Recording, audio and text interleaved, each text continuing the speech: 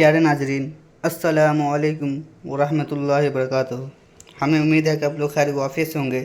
तो नाजरीन, सोचिए अगर आज अल्लाह हमसे पूछे, बताओ मेरी दी हुई ज़िंदगी में तुमने मेरे लिए कितना वक्त निकाला, क्या हमारे पास कोई जवाब होगा जब हमने नमाज तक छोड़ दी।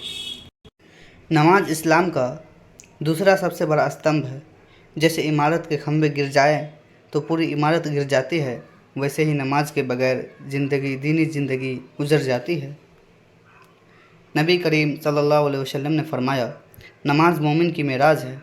ये इबादत बंदे को उसके रब से जोड़ती है। यह रूह की ग़िज़ा है, दिल की रोशनी है और ज़िंदगी की बरकत है।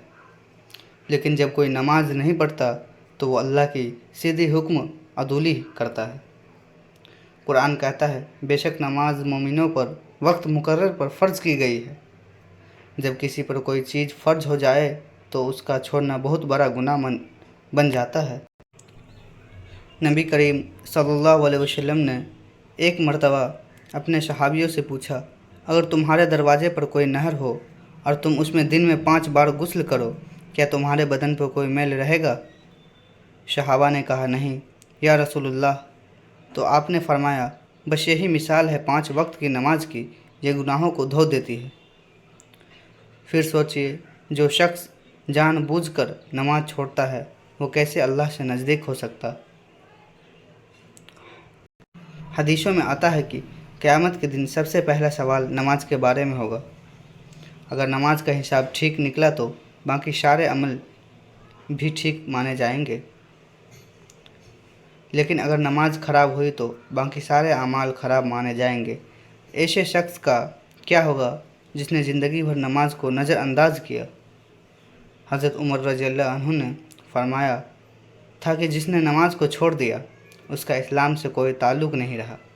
तो प्यारे नाजरीन, अगर हमारी वीडियो आपको अच्छी लग रही हो तो हमारे चैनल को सब्सक्राइब करें, एक प्यारा सा कमेंट करें और वीडियो को ज़्यादा से ज़्यादा अपने चाहने वालों में शेयर करें, ताकि आपके साथ साथ आपके चाहने वालों को भी इस्लामिक मालूमात हो सके। तो चलिए आगे बढ़ते हैं। इमाम अहमद बिन हम्बल रहमतुल्लाह अलैहि कहते हैं, जानबूझकर नमाज छोड़ने वाला इस्लाम से बाहर हो जाता है, और जो नमाज में सुस्ती करता है उसका भी हाल अच्छा नहीं। कुरान मजीद में है, बर्बादी है उन नमाजियों के लिए जो अपनी नमाज़ों से गाफिल है। सोचिए, जिनकी नमाज में लापरवाही हो उनसे उनके लिए बर्बादी है, तो जो बिल्कुल ही नमाज नहीं पढ़ते उनके लिए क्या सज़ा होगा।